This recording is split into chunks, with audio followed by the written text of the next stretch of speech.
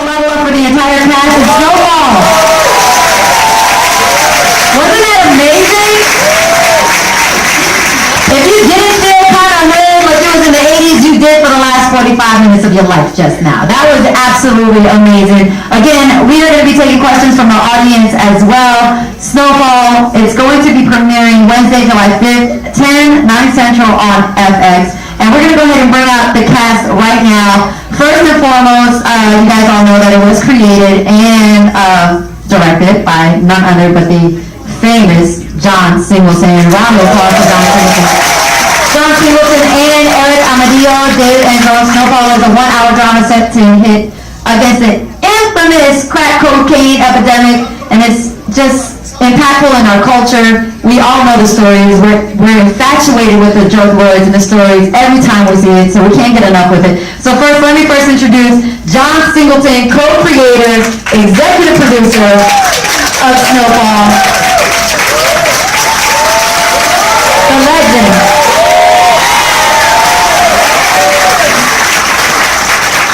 Dave Andron, also co-creator and executive producer.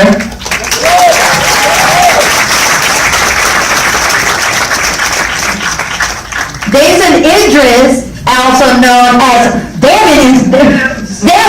I'm sorry, Damson. We gonna call him Franklin State right now. Hudson, aka Teddy McDonald. I'm sorry. We also have Miss Michael Hyatt playing Sissy Saint. Isaiah John, also known as Isaiah. Leon. Angela Lewis, Aunt Louie.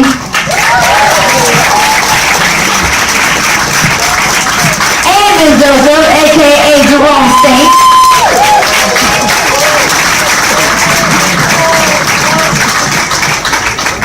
Let me see if I can get this one right, if my Spanish is going to totally give out on me. Juan Javier Cardenas. Is that right? Cardenas. I tried, Papi, I tried.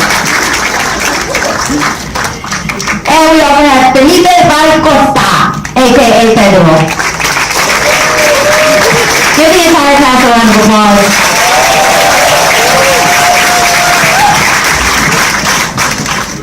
I know it's been a whirlwind of a week for you guys. It's been amazing to see all the promotion that's been happening right now. Yesterday you guys had the big premiere too, so John is half awake. He's halfway here, he's halfway not.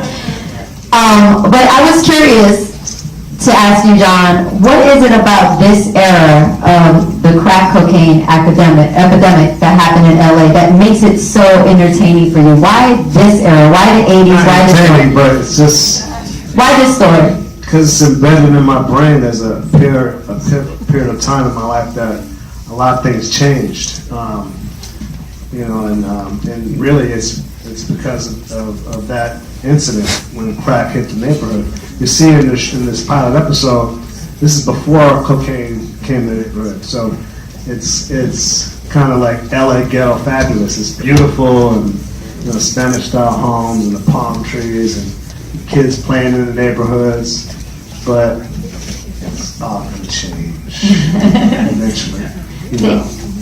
Dave, how was it to be able to keep the authenticity of what it really was like to be in the 80s in LA at that time? How did you and John really collaborate to make sure that anybody who watched it and lived through that era, they were like, oh no, this is real? Sure. I mean, obviously, John, I did grow up in the 80s in LA as well. I was not in South Central. Were you in the Valley? we were for a little while. We were in the Valley for a little bit. So there was a part of it that I was familiar with, but obviously John brings, such true to life story and authenticity to that part of the world. And then, look, we just dug in and we got consultants and did the research to try to make sure that we had the CIA world, feeling authentic, and the world of East LA as well. Now, keeping it authentic, and it also goes with the lingo, the language. I heard you had some people on set helping out the fellas when it came to some of the logistics, but a lot of you guys are not from LA. We have England, we have Detroit, we have Atlanta, we have New York, Harlem down there. So, what, can you tell which one is from Harlem? Yeah. How was it, how were you guys able to really keep it Take that. LA Take that. here? Tell them how we did it, kept it real. All right, so when I was in London, I listened to a bunch of rappers, Ice Cube, Snoop Dogg, Tupac. Obviously watching John's movies, Boys in the Hood, and having the legendary Dub C on set, you know. That's our connection. Yeah, you gotta talk like this, homie. Yeah, it was really easy, you know, once I learned about the culture and how important it is, how important the story is, and, you know, to treat it with respect and truth, then it was really easy. Angela, you got some hands, girl. Was that from Detroit? Where did that just come from? It was a combination of Detroit and also the stunt trainer, the guy who told me the choreographer. My I can choreographer. tell she's not that tough, right? She's a great actress. I was very nervous. Michael, I love seeing your character because it related to me a lot. I'm a product of a single family household, so I just know what it is to have a mom that just wants the best for her kids no matter what. How did that touch your heart, and especially with your relationship with your son and the character? I was raised in a single family home. My son I'm raising my son on my own. Go ahead and stand up, cutie patootie. Look at him. He already don't know the So this woman's truth is a truth that I can understand. You know, how is it? I mean, you know, it was just important for me to be honest. That's all I ever say, because that's really all that ever matters, you know? Because John, Dave, this woman is speaking on behalf of so many women in and out of the African American community. And the best way that we can represent them is just by speaking truthfully. I have to give you kudos. I know that's a story for a lot of young people out here. So shout out to all the single moms that are doing it and working, and man, that just touched my heart right there. So Isaiah and Amin, who had the flyest hair? Was it the faux or was it the curl? Was there hair battles on set? Let me tell you, first of all, that wasn't his hair, that was my actual hair. Oh, Yeah, so so he- wow, you sounding real funny right now, I went by default. We gonna do the real thing with brothers now? We gonna do that with the sisters. I went by default, that was my hair. So you went by default. He doesn't win by default. First of all, my hairpiece has a name. Her name is Sheila. I don't think that your hair has a name. And he cut it. He cut his hair after we shot. I did. Yeah, I'm tell everything now. It's gonna be back. It's gonna be back. It's growing back. I see you with the twist. Now, for my Latinos over there, I definitely can't forget them. Filipe, the cartel lifestyle is one that is touched and not touched. You have to handle that, especially with the Latin community, with a lot of sensitivity, because you can offend people, and then you can remind people of something they don't want to know. How did you approach that, and were you scared to not get a phone call and say you're not doing it right?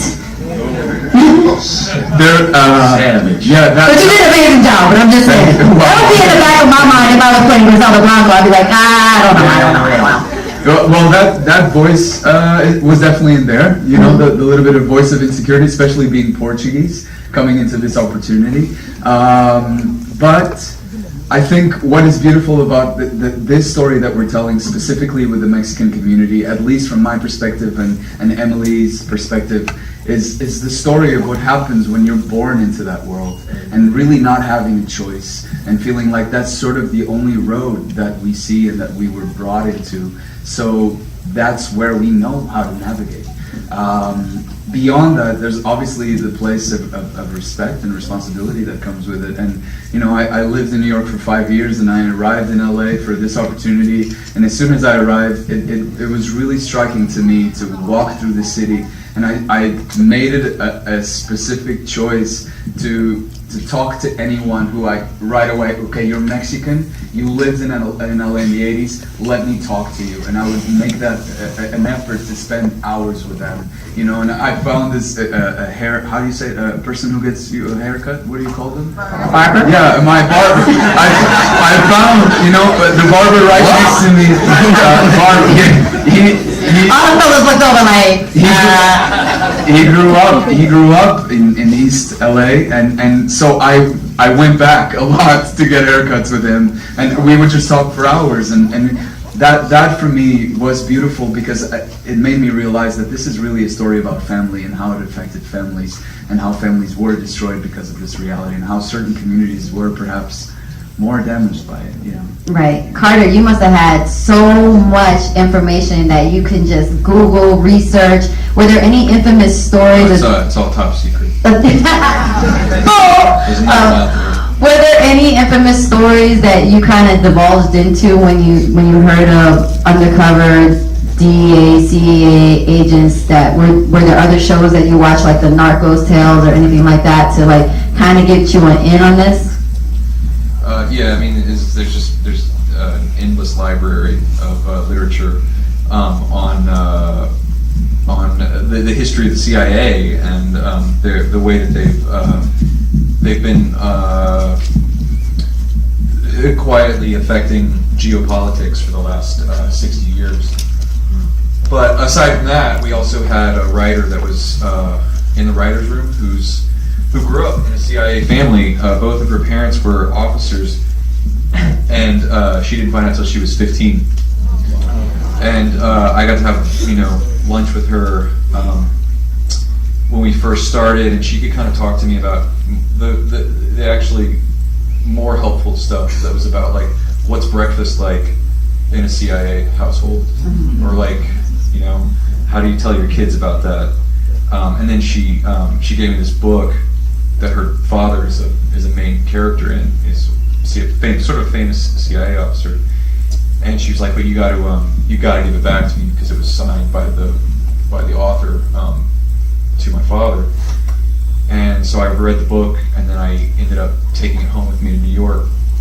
And I thought, I'm gonna put this somewhere where I won't forget to take it back when we go back to shoot the rest of the season. And I hid it from myself in this drawer. And then I found out we got picked up to shoot the season. And my first thought was, fuck, I don't know where I put that book. I tore my house apart for like 3 days, and I wouldn't tell anyone. And I finally told my wife, I was like, I lost her book, like the thing she's got left for her dad. Somebody's gonna come get you. Yeah, that's what they're upset about. I found the book. Never read how to show. Found the book. I found the book. Good. Juan, playing a soldier in a very political time, especially there for the 80s, and it's now when you see immigrants fighting for their rights too, you also have a touchy subject to handle, both on the Cuban side, the immigration side. I mean, John just has great timing when it comes to stirring shit up. So, how did you tackle that? And again, not want to offend nobody and also come across authentic as well. Absolutely. All these things really fall into place. The beauty of Snowfall is that the people, we tend to think of the 80s as a time that's really abstract in our past, and a lot of things that happened then reverberate until today. And the more things change, the more things stay the same. What Filipe was talking about, Filipe being Portuguese, I come from a Cuban exile family, a Puerto Rican family. We're all part of the same Latin tree, but there's a real care and respect for Latin performers when we're dealing with characters from all these disparate countries that have their own histories, their own conflicts, and their own relationships with each other. Something that's very close to us. So, no, I'm not Nicaraguan, but my father comes from a Cuban exile community, so there were enough things in the Alejandro character that I could draw on. I understand through the experiences of my father what it means to lose a country, to not recognize the place where you're from, to have it disappear. And now, of course, out of deep respect, what happened in Cuba and Nicaragua are dissimilar, but there were a lot of similarities. And of course, in Alejandro's case, Alejandro comes from a political faction that was incredibly violent in Nicaragua. And so what they did is that they drew a line in the sand, and they determined that they would push past that line because for them, the end justifies the means. And of course, we all live different kinds of lives, but I think even though people, I hope, that are watching the show, the majority of people cannot relate to the extent that this character will go to achieve what he wants politically, they can at least understand that they've been in situations like that they'll question themselves, what would I really do? What would I really do if I really wanted something that badly and meant something that much to me? And that's where that moral ambiguity comes into. So. One thing that I did notice when it came to your character, Damson, is that the hustle for kids in the 80s seems like the same hustle that a lot of young people go through right now. But do you think that the hustle back then was a little harder? And how did you relate to it, the hustle now that a lot of young people go through? All right, this is a great question because I actually sell cocaine for real. So. I knew you did. You gotta fund that show somehow. And that thing didn't look cheap to you, right? The most important thing to me was to kind of stay away from the modern drug dealer, because the thing about cocaine in the 80s in LA, for me, what I read about and what I researched about was they didn't get into the act of selling cocaine to become gangsters. They got into it to provide for their families, to get their moms out of their situations and to live better lives. So that was something I kind of separated with. And then obviously as the show goes on, we'll move more into that modern lifestyle. John, I wanted to know the strategic reason of why home base was at the swap meet. That's what Mr. Amin told me before, that you guys would meet up at the swap meet and that would be a home base for you guys and to go to different locations. I'm sorry, it's all right. You can listen to the Low Black Girls podcast and listen to our whole entire story where he divulged all the secrets. You mean what the production? Yeah. I ain't say nothing, y'all. I ain't say nothing. That was the biggest parking lot near there. Put all the hood flags in what's going to be over there. It's like, that's where you put all the trucks and the vans and everything. Like, you know. The truth is, y'all, that Rocsi wants to take a field trip to the SWAT meet. That's the truth. I've never been. You gonna take me to get some fronts? You're going to get a hat stitched? I can't stand y'all. I ain't from here, so I'm learning. I want to make sure I get the hood pass, and if I go with anybody, I'm definitely going to go with you. But how cool was it that the community embraced your cast while they were shooting in certain locations? It was good. It was beautiful. I love shooting in the neighborhood because, especially when, you know, I mean, on my sets, we don't come in like an occupied, you know, force and everything. So, you know, we're very, very, you know, in of the community. And whenever we shoot, I've been doing that for years since I started. So, I mean, it's nice to shoot in the neighborhood and stuff and come to work and then somebody run on the street and lady make tacos. Say, I made you 2 tacos. Mr. Singleton, hey, you want some? And they say, here, tacos. You need some hot sauce on that? You want some? A lady made some gumbo. Yeah, exactly. And I had never had gumbo before. And I was like, what's this stuff? Like, Sit up on the porch. everything in this thing right Sit up now. on the porch and just. My barber lives on the street that we shot Fred's house at. You know what I mean? Like, you know, it's just really, really beautiful. And a lot of people have prejudices about shooting certain places in Los Angeles because they don't know anybody in those places. But, you know, even if I don't know somebody in the place, I make liaisons with people and figure out, you know, what's the lay of the land and stuff. And then also, you know, trying to like make the community part and parcel of what we're doing, especially if we want to stay there for many, many years. You know, then, you know, there are people in and around that community that will end up in the show. You know, and I think that's great. I mean, because these people, you know, just like me, they lived it. So we can't go down there and just act like, you know, willy-nilly and everything. You know, that helps the experience. So right now, we're going to give a moment for anybody that's in the audience that wants to ask a question. You can raise your hand up and don't be shy. And you see somebody? Oh, white t-shirt all the way up in the top. You're gonna have to come down, baby, so we can hear your question. Project. So my name is Jericho. I just wanted to ask a question for John up there. The balance of the white voice versus the hood voice, and like how the whole world plays around how we can fit, African Americans can fit into any role like a chameleon. That's a very important issue right now in today's culture, society in America, because of police brutality and a number of things. I want to know how deep the show is going to dig into that issue when it comes to, pointing out, revealing a certain part of our culture to people who are not African American. I don't even do with that. I just reveal it. I don't even.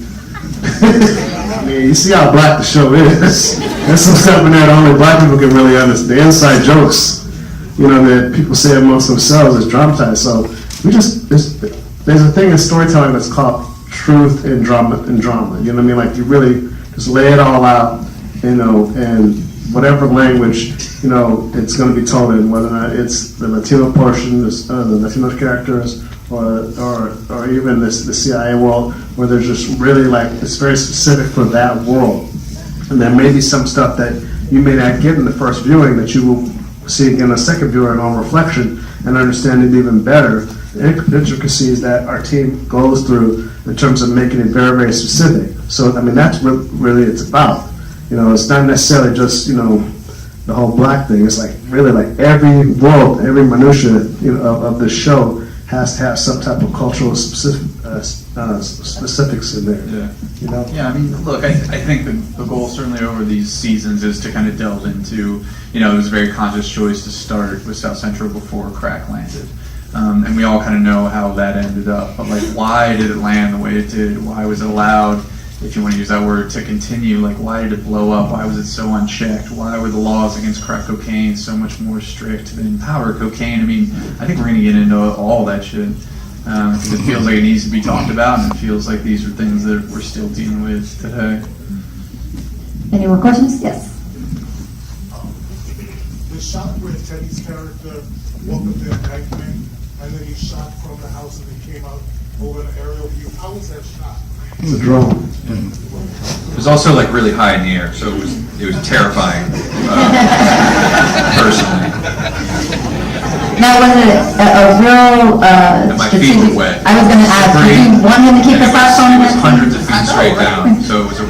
Did anybody else catch that? He still had his socks on? Black people, that's a choice, that's an acting choice. It's a great one.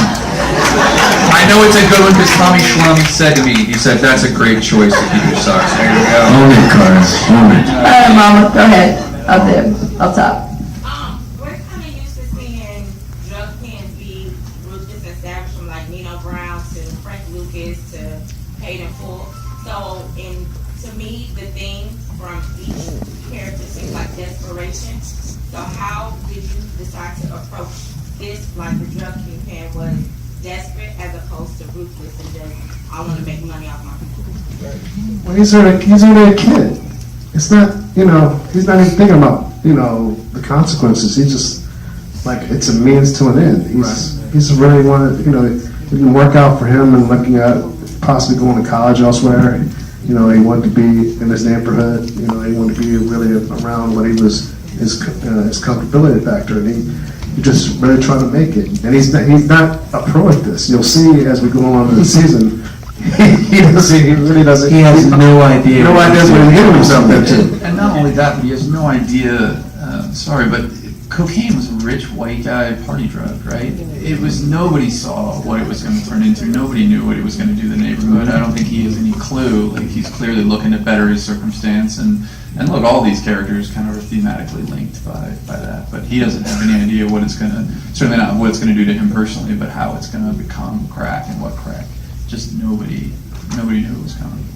Are we going to see other characters or other infamous people? We know in New York, we had the Frank Lucases, we heard of the Rick Rosses that were out there, the Griselda Blancos, who was very infamous during the 80s. Are we going to see kind of a character adjacent to that play into the series, or a big wig? There are already people in the show. You see this. pilot that become Memphis. I'm not going to tell you who they are. Like, they become, it's laid in. But mostly, there's so many people that were in this world, you know, and I was just saying specifically in the West Coast, that, you know, never became famous, that have interesting stories. I mean, so nothing that we could try to make up would be better than the folks that really live this stuff, you know? I'm just gonna leave it at that. But it's phenomenal, because the cool thing is, yes, there's been Miami, yes, there's been the New York story and the drug thing, but this is the first time the West Coast, we're really showing what happened here in the West from the transition from cocaine to crack. And that's what I'm really, really proud of, that the fact that this is, not only this has been made, but it's been made on this level with this network, you know, that kind of has a history of doing like really edgy stuff, take it to the next level Oh, in the world. we saw he took it to the next level. Yeah. That definitely saw it. Go ahead, babe.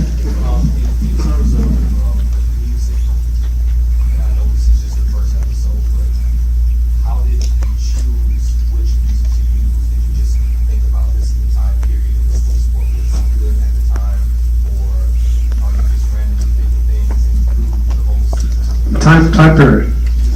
Time period has to work for the times. I mean, like, those times, and this time it happens in '83, we were playing stuff from the late '70s into the early '80s. You know what I mean? And it just happens right for the time, and the emotional intent up to what. And then we also were playing stuff from the early '70s. You know, but it's just what is emotionally important for those scenes, and really immerse you guys into the moment. I mean, one of the greatest music cues that I love, that I wasn't even my idea, I'll admit, was just the pool when playing Hall & Oates Man-Eater. It just puts you right there. You're in the pool with those kids, and you just like, you wish you were at that party. You know what I mean? You know what I mean? Like, you're sitting up in the party and all this stuff is going on. And I was like, you know, this is what we're about. You know? Yeah, Maggie Phillips was our music supervisor who does Leftovers. She does a ton of stuff, and she's amazing. So she found not only these kind of great, small, obscure pieces, but in the pilot you get to blow it out a little bit. The series, the budget's significantly lower, but yeah, we went for it. I mean, I wrote that Stones song in just because I was like, fuck it, man, I want to hear a Stones song in this thing. And they actually, we had to bang them a little bit. The Rolling Stones having a problem with the cocaine scene, I didn't see that coming. But they came around. Go figure. Up top, I don't know if you're going to be able to yell or come on that. Yes. Hi. What's next for John Singleton? Is it any autobiographies? I see that you do a lot of movies or shows dealing with drugs. So anything like I don't do a lot of music. It's the first thing I've ever done that has to do with drugs. It is. It's the first thing I've ever done to drugs. That's not fair. Like Curtis Mayfield, like for example, Curtis Mayfield, an autobiography, anything. What's your inspiration? What you read? What's inspiring you for your next? I'm just inspired by good stories. You know, good stories and stories with soul in them and heart. Just whatever comes. Right now, I'm kind of concentrated on television, figuring out some stuff to do. But right now, I'm really focused on this show. Launching the show off and making sure it stays successful, and we can get multiple seasons of this. Because this is an untold story. Gotta get this one told, man. Yeah, we gotta get this told, and we gotta make sure that that it's a hit, so that we can make multiple seasons. Because there's so many different stories that are in this world that have no one has ever heard before. You know what I mean? So if it's a hit, we'll be able to tell all the permutations and how the cops got into it, right? And they started shaking down, the drug dealers and and all these different things. I mean, there's so many different things, and then the permutations of how the gang life changed for the proliferation of the money that was there. So there's so many different things to do. As we keep on asking more questions, I want to remind everybody that the hashtag right now is #SnowfallFX. So while you guys are taking pictures, snapping, tweeting, Instagram, IG, whatever you're doing, #SnowfallFX right here in the front. My question for you is right here. My question is how you're highlighting obviously the shows about the rise of crack cocaine. Are you going to also bring more attention to all the police brutality like how Rocsi was saying, you got a hell of a time for stirring shit up. Watch the show. Watch the show. That's One all we can more say. question, Watch the show. right here, blue shirt, yes, great. So your character started out, I thought of it as like an comic relief, you know, like very fun, especially like that fight scene, how to reacting, but then a scene with the nephew, you were saying, you were telling me, you know, like the money's not working, some of the dishes is great. Can you talk to us about like how you approach that character in terms of having such a dramatic shift between like I can be the comic relief, I can be the funny uncle, but then also I'm saying it's gonna be quite honestly on the figure that he pretty much knows. Yeah, I think that we are colorful people and we're well-rounded, you know, and I think that everybody has someone in their family that is jovial and maybe a charismatic, but at the end of the day, he loves his nephew, and when we know we have people in our family that have made mistakes, you don't want to see a really smart, precocious young man make the same mistakes. When you can tell that he's smarter than you, he's, better looking than you. Look at you giving you passes, bro. Ooh, alley-oop. But I really think that, it's Jerome's way of empowering a young man with the tools that he has. So he can only speak to him with his heart, but he's still the flawed man that he is,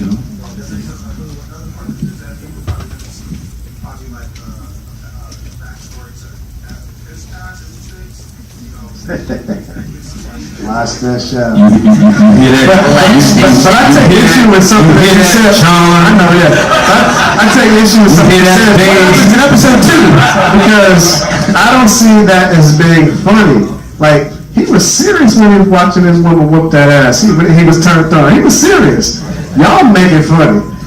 He was serious. And that is another thing. I do feel like, good drama has comedic moments, you know what I mean? Like, good drama. It wasn't supposed to be funny. Yeah, it's not funny, it's just that he really feels like that, Like, yeah. Are you just ready for Look everything? at Louis right now. Let's just give a big applause for how Angela. So sweet. He comes out so, like, that was so sweet. He comes out so hard and, like, gangster here in this first episode. I loved it. Are you just ready for everybody to come up behind you, and be like, Jerome in the house? Because that's it for you. That's it. We have another question right here. Hi, I had a question for you, John. So you're talking about how cocaine came to the community and how it turned into crack. My question is the research that you needed to get to pull some of these stories together. Was there any roadblocks that you hit? He mentioned it, didn't he? Wow, roadblocks. It's hard putting these two characters. Look, there's a lot of stuff out there, right? I mean, the internet is just, there's so much material and there's so many theories on who brought it, how it came in. So we kind of had to pick a lane with something like that and just go. So we talked to as many people as we could, and the things that we kept hearing, frankly, are the things that we tried to embrace as far as the path to how it came and how it kind of started to spread. But you just at some point you got to pick a lane and go. And what I'll give you guys a history lesson, which you find out later on, is that it wasn't rock, but it wasn't necessarily an epidemic, but it was a sheet kind of thing to really smoke the base of the cocaine in South America.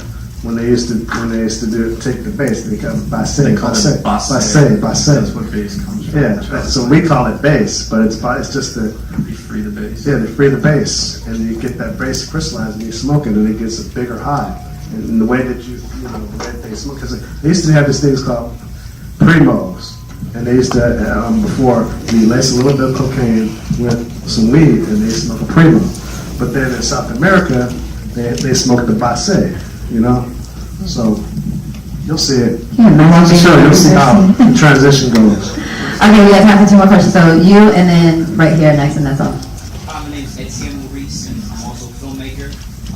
Mr. Singleton, I know that you shot the pilot twice with a completely different cast. Can you kind of share? Some people. With some people. Can you talk about what issues you had to deal with shooting the second time round? Well, the network saw the pilot, they liked some stuff, they didn't like some stuff, and, they gave us opportunity and more money to go out and do it again and make it better. That had to be frustrating the first time. It was very frustrating, but then they, we talked it out and stuff, and I found out that they did it with like 4 other hit series on the same network with Justified and Sons of Anarchy and a couple other ones. And, hey, they're going to give you more money to make it better. I mean, what can we say?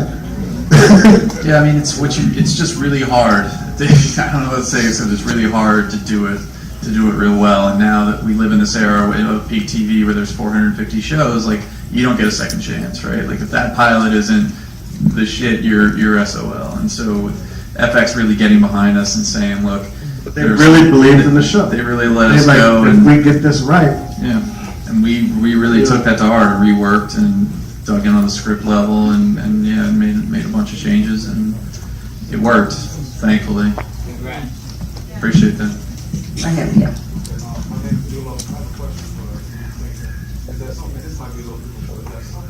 Speak up. Is at some point, at some point the main character in his mom, I noticed when she came in, she pulled in the driveway, he put a scale away.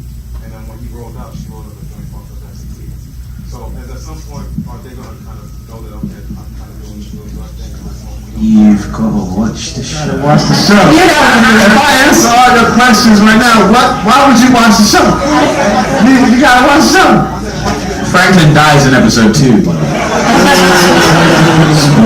alert. But as much as I would like to continue the questions going on, we actually have to wrap this up. Be sure you use the hashtag #SnowfallFX. Get all of them up on their social media accounts, ask them all the questions. One more time for the cast. Such a DVRs. July 5th, Snowfall. Tell everybody to watch it.